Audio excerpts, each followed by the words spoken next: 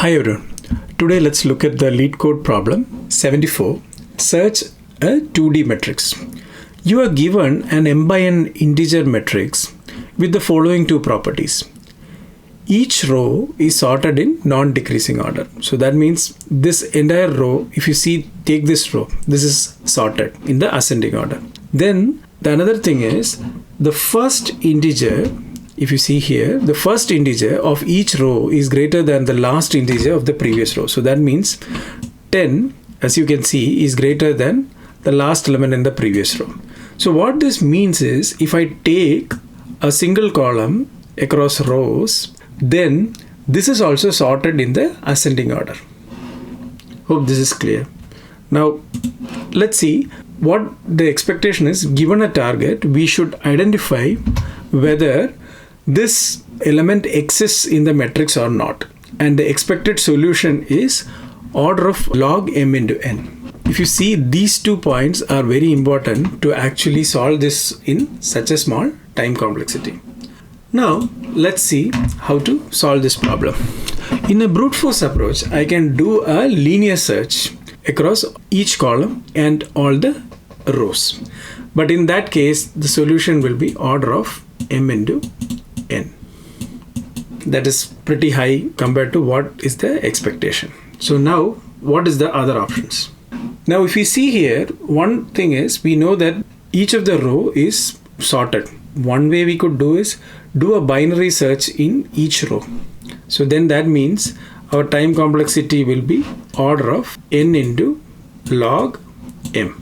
Okay, where n is the number of rows and m is the number of columns. Still, this is not what is expected. Can we do better?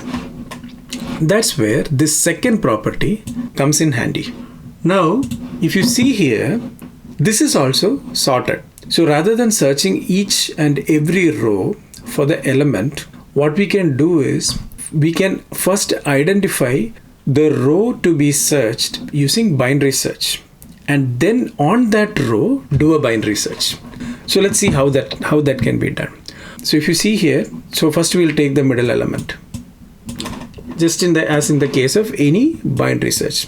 So 10 will be the middle element here, and we'll check whether 10 is equal to 3. If it's equal to 3, immediately return.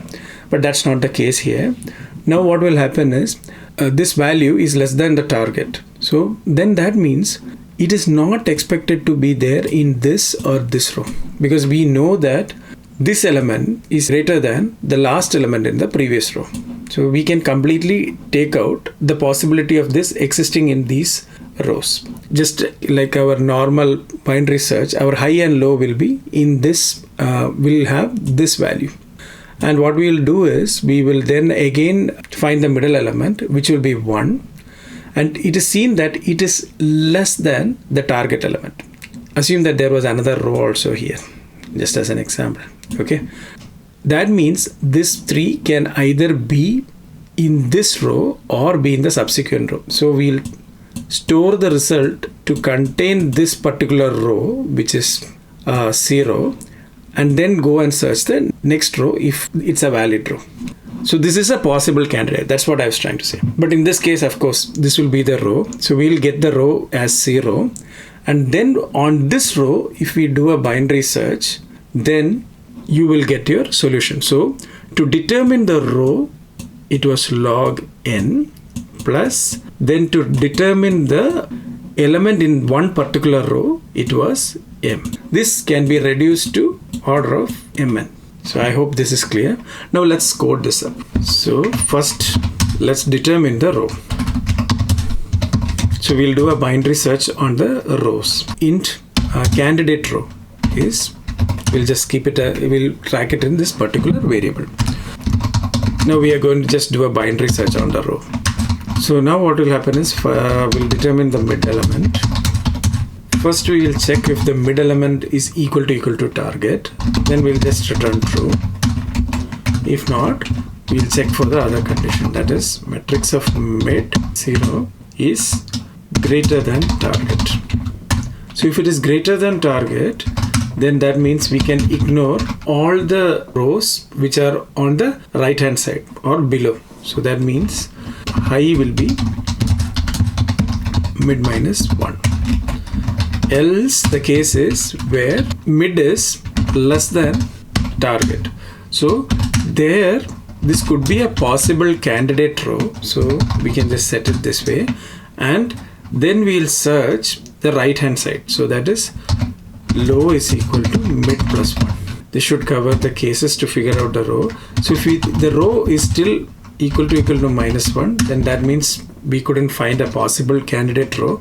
So we can return false. Else we'll come here. We will now do a binary search on the candidate row. Now we are going to search that particular row.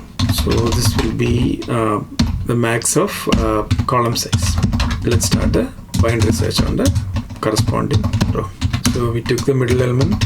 We'll first check whether matrix of the candidate row mid equal to target. If so, return true. Otherwise, we'll check whether the matrix of row mid is greater than target. Then we will come to the left part. Else it is the other case where matrix is less than the target. So we'll search the right separate. If we couldn't find it, then return false. Now let's see.